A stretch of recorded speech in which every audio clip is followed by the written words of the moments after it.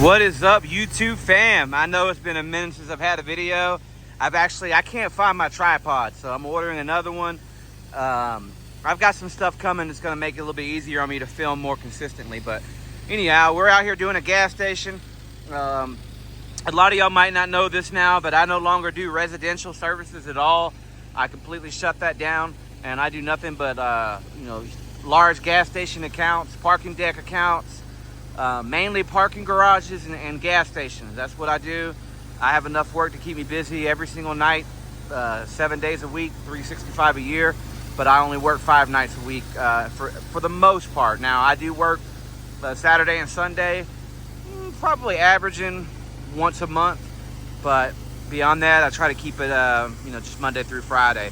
So here we are out here at the gas station. I forgot my tarps, but we always carry these large trash bags, so I ended up having to cut them in half and use 2 of them per pump, and it worked out fine. But basically, when you clean a gas station, I mean, it's really straightforward. It's not rocket science.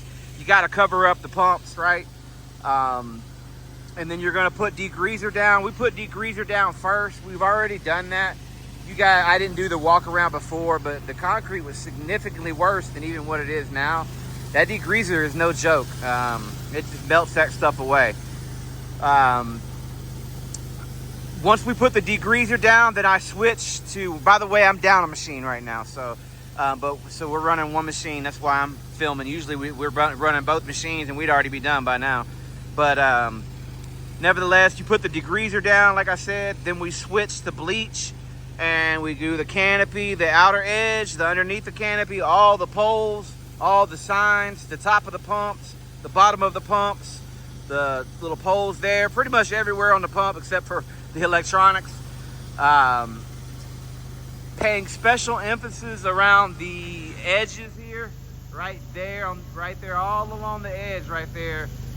It really gets dirty and black, and you got to hit that with full pressure on your M5 twist with your bleach, and that does a really good job there. Once we lay the soap down, usually we will go ahead and rinse. In this case, because the pad is so small, I mean, he's already over halfway done. We're just going ahead and he's going to surface clean it. And then when he's done surface cleaning here in a minute, then he's going to go back and we're going to rinse the canopy, the outside edge, underneath, all around the pumps. And then from there, the only thing we'll actually have left to do is to rinse the concrete. And then we're out of here. So but yeah, it's pretty straightforward. Like I said, it's not a lot of rocket science to it. Where these get kind of complicated is going to be on the 24-hour gas stations, which a lot of them are. I mean, I've been at 2 o'clock in the morning, 3 o'clock in the morning. It really doesn't matter. There's no science to it, man. It could be packed like you wouldn't believe at 2 o'clock, 3 o'clock in the morning, and then it could be completely dead. The last one we did was off the interstate, and I had to shut the whole thing down. Now, they only had like 3 or 4 pumps, but that was the only option because all the pumps were under the canopy. It just wasn't, it was not gonna work unless we did that. I had no choice. As soon as we were done and I took the tarps up, within 5 minutes, all the pumps were full. And this was at 3:30 in the morning. I couldn't believe it.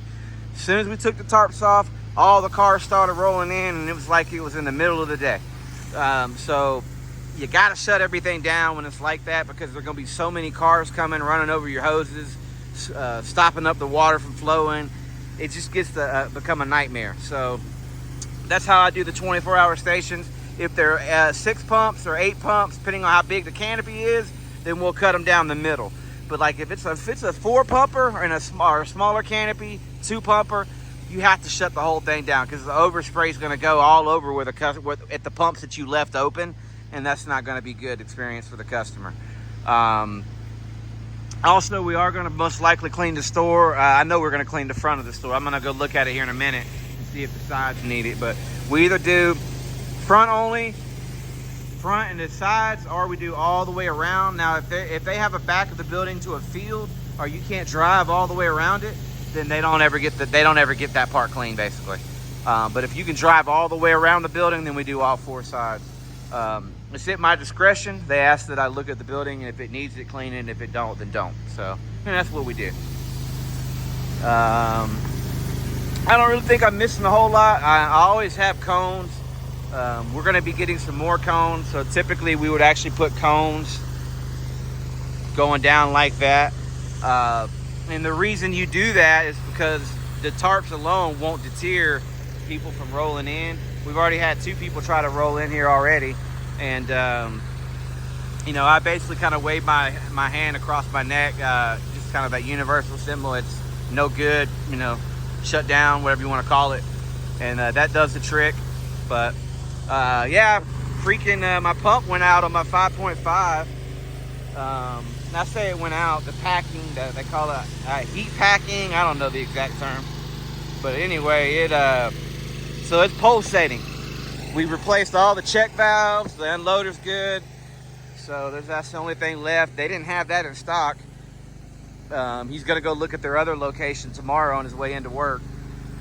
And he's already ordered it too. So if they have one in stock, I'll be back up and running tomorrow on my second engine. If not, and I can run it. It just pulsates really bad, and it's not. The pressure's down a good bit because of it. So I figured, I mean, it's just kind of pointless. You know, so it is what it is. Yeah, that's about it, man. That's all. It's a pretty short video. If you guys have any questions, just hit me up in the comments. I'll be glad to answer them as best I can. All right, we'll see you on the next one.